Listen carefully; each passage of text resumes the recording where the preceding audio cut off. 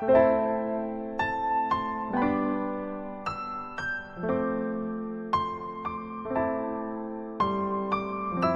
오늘 362화 딜레마존 7번째 이야기. 이 딜레마존 시리즈가 총 7개 화로 이제 진행이 됐었는데 이게 이제 7번째가 마지막인 것 같아요. 근데 이 362화 정말 중요한 것 같아요. 정말로. 오늘은 이거를 제 느낌을 담아서 제가 어떤 생각을 갖고 이 화를 봤는지를 좀 더 상세하게 설명을 드려보고 싶어요.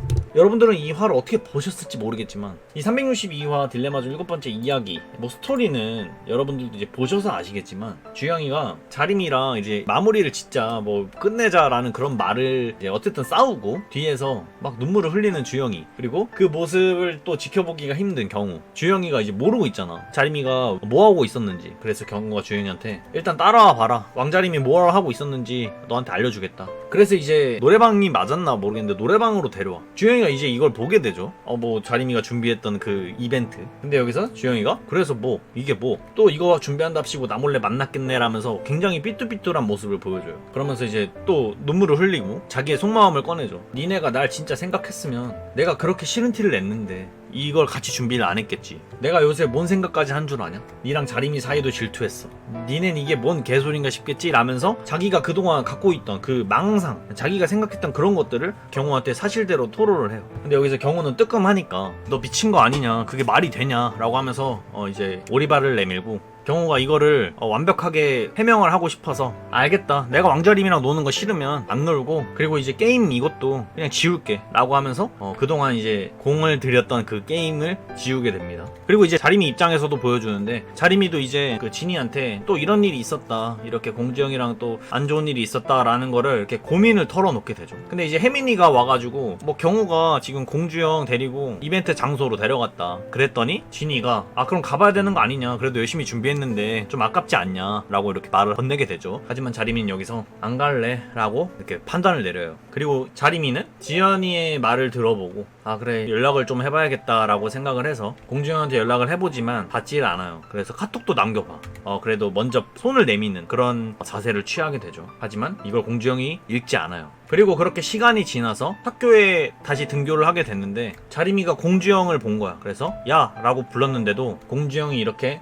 그냥 지나치는 그런 장면으로 이번 딜레마존 7번째 이야기가 마무리가 돼요. 자, 지금 이 딜레마존 7번째 이야기 스토리를 대략적으로 줄여가지고 설명을 해봤어요. 이번 화는 스토리보다 여기서 주영이가 느꼈던 그 감정을 상세하게 풀어보고 싶어요. 그러면 제가 장면마다 좀 더 상세하게 보면서 주영이가 어떤 감정을 느꼈는지를 설명을 해볼게요. 지금 현재 댓글에서는 주영이가 선을 넘었다, 굉장히 잘못했다, 자림이가 생각해가지고 이벤트를 준비해줬더니 이거 누가 하래? 니네가 좋아서 한 거잖아 라는 식으로 삐뚤삐뚤한 그런 모습을 보인다, 공주형 진짜 별로다, 이런 댓글들이 굉장히 많죠. 저는 좀 예전에도 말했지만 이 딜레마존에서 주영이가 보여주고 있는 모습, 그 모습이 굉장히 공감이 갔고, 이게 갑자기 그러는 게 아니다, 그동안 주영이가 쌓아왔던 감정이 여기서 폭발을 하는 거다라고 설명을 해왔는데, 이 딜레마존 7번째 이야기, 여기서 주영이가 무슨 감정을 느껴서 이런 대사들을 내뱉었는지 상세하게 풀어나가보도록 할게요. 자, 여기서 자림이가 준비한 그 이벤트 룸인가? 아무튼 노래방에서 뭔가 준비를 하고 있었잖아요. 근데 거기에 주영이가 왔어요. 근데 이걸 보고 주영이가 점점 뭐야 라고 하잖아.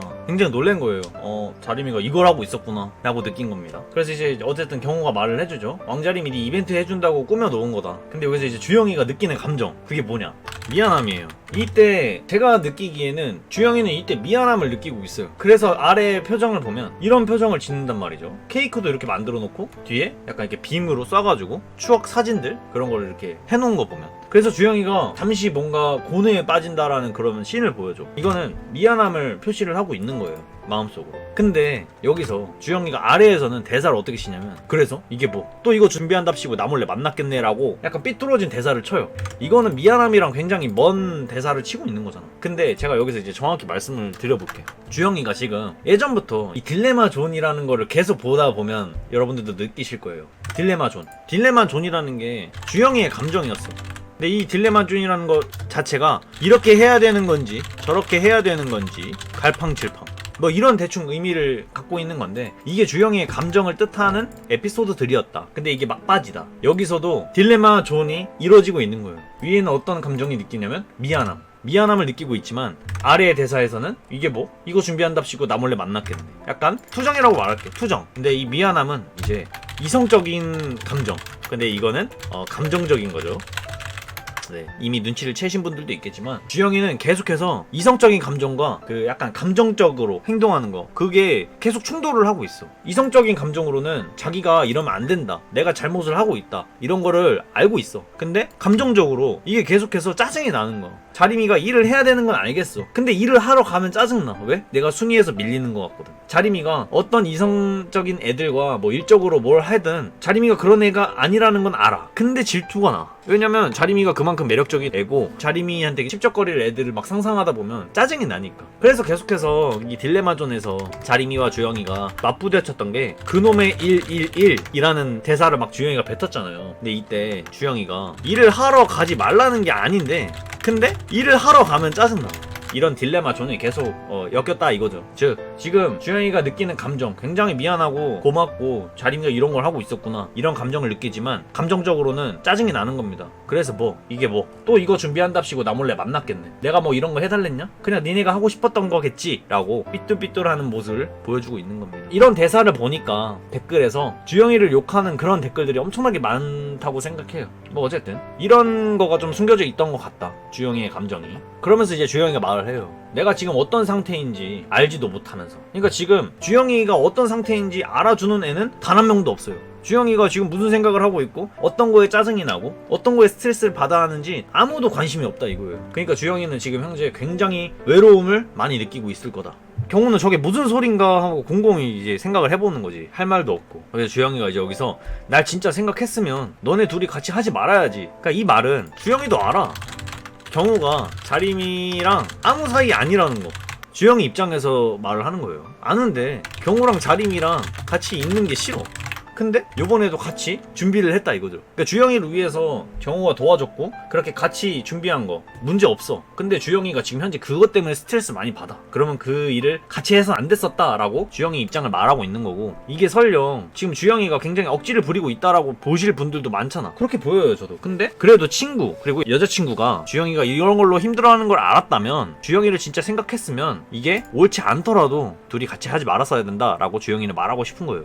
내가 그렇게 싫은 티를 냈는데 너네는 그럼에도 불구하고 같이 만나서 이 한 공간에서 같이 준비를 했구나. 근데 여기서 이제 주영이가 아까도 말했잖아, 이성적으로는 안다고. 자기의 잘못인 거를 충분히 알아. 근데 감정적으로는 이런 생각이 드는 자신이 싫은 거예요. 근데 이게 자기 마음대로 되질 않아. 제어가 안 돼. 감정적인 거는 원래 보통 조절이 잘 안 되거든요. 특히나 주영이 나이 때, 이때는 이런 감정적인 요소들을 제어한다라는 것 자체가 굉장히 힘든 일이기 때문에. 근데 여기서 이제 주영이가 또 자기가 이러고 있는 모습을 느끼니까 순간적으로 자림이가 했던 그 말이 생각이 나는 거야. 너 진짜 존나 없어 보여, 이 말이. 그러니까 이제 현타가 오는 거죠. 아, 내가 또 이러고 있네. 내가 분명 잘못된 행동을 하고 있고 내가 자림이의 앞길을 막고 있는데 내가 또 이렇게 애같이 굴고 있네. 주영이의 생각들을 좀 저는 예상을 해보고 있습니다. 그러면서 이제 주영이가 말을 해요.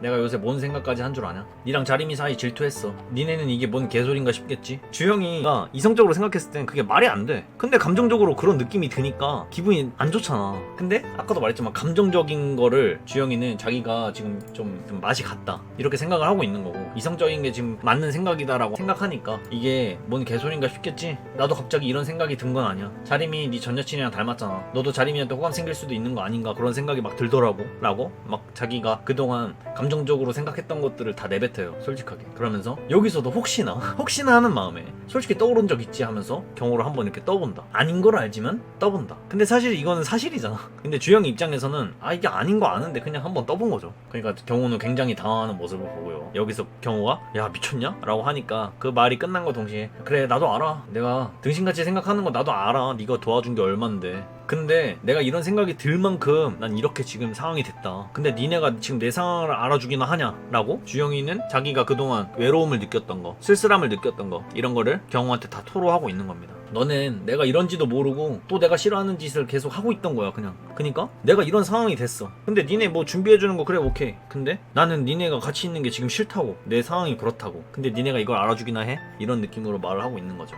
자림이가 나 좋아하는 거 알아. 알겠죠. 예전보다 자기한테 더 신경 써주고 그런 거 다 알아. 너가 우리 제일 밀어줬던 거 알아. 경우 때문에 우리가 이렇게 잘 만날 수 있게 됐던 거 알아. 그래서 고마워해. 근데 지금 난 그게 무슨 소용인가 싶어. 왜냐면 지금 상태가 나는 이런 식으로 됐거든. 그리고 여기서 좀 중요한 부분이 등장을 하는 것 같아요. 그거 말곤 내가 자림이 주변 남자들보다 나은 게 없다. 남들도 솔직히 자림이가 아깝다 생각하겠지. 그러니까 이제 자기가 자림이 옆에 있는 게 좀 아닌 것 같다라는 생각을 막 하는 것 같아. 그러니까 내가 너무 이렇게 찌질하게 굴고 자림이는 저렇게 미래적으로도 굉장히 계획적이고 잘 나가고 있는데 나는 뭐 아무런 계획도 세우지 않고 생각 없이 살고 있고 그냥 오로지 자림이가 잘 나간다는 거에 있어서 그거에 불안감을 느끼고 일 하는 거는 당연한 일인데 고3이 되니까 일 준비하고 뭐 그런 거 당연한 건데 그걸로 지금 화나 내고 있고 내가 자림이 앞길을 막고 있는 건 아닌가 이런 생각을 갖고 있는 것 같아요. 그래서 나도 내가 지금 찌질하고 싫어. 여기서 이제 경우가 그래 내가 왕자리면 그럼 안 놀게. 게임 이것도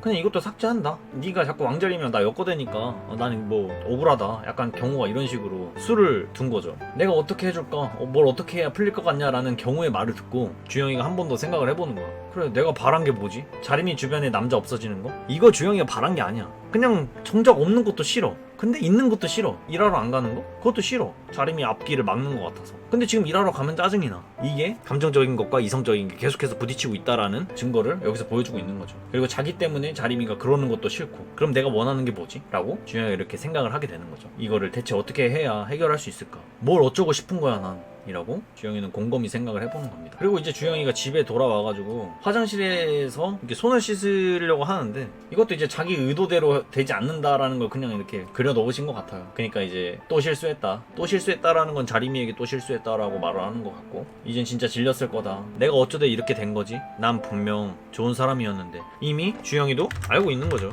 내가 지금 하고 있는 행동이 굉장히 잘못됐다라는 거. 그렇지만 이 행동을 알고 있음에도 불구하고 고쳐 나갈 수 없다. 오히려 더 악화만 되고 있다.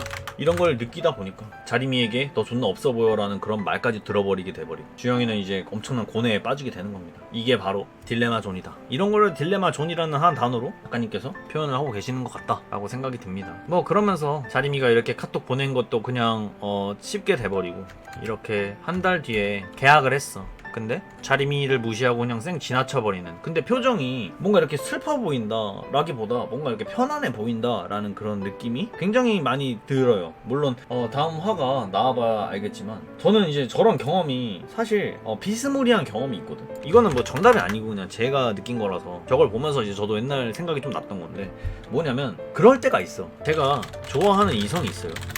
근데 이 이성은 내가 그 이성을 좋아하는 만큼 그 이성은 나를 좋아하지 않아. 뭐 이런 상태였는데 너무 많이 좋아한 거야. 근데 이 사람을 포기하는 순간이 왔었어요. 그게 뭐냐면 내가 옆에 있는 게 이 사람에게는 행복이 아닐 것 같다 라는 생각이 들 때였어. 그러니까 내가 이 사람이랑 사귄다고 한들 내가 이 사람한테 해줄 수 있는 게 뭐지? 더 나은 사람이 등장해서 이 사람 옆에 있는 게 더 이 사람을 위해선 더 행복한 게 아닐까 이런 생각이 들 때가 있었어. 이 생각이 딱 들 때 나는 마음을 갑자기 마법처럼 비울 수가 있었어요. 근데 뭐 이것도 저는 좀 비슷한 상황인 것 같은 게 주영이가 그만하고 싶다 뭐 이런 식으로 하고 옛날처럼 돌아가고 싶다 뭐 이런 대사를 쳤는데 주영이도 이제 지금 아는 거야. 내가 지금 너무 등신같이 행동하고 자림이한테 자꾸 저런 소리나 듣게 되는 그런 자기의 처지 이런 걸 이제 뒤돌아보니까 좀 싫은 거야. 모르겠어. 이거는 그냥 제가 보면서 느낀 거라 그냥 이 평온해 보인다라는 이게 좀 마음에 걸려요. 저는 개인적으로. 그리고 한 달 동안 이 카톡을 읽지 않았다.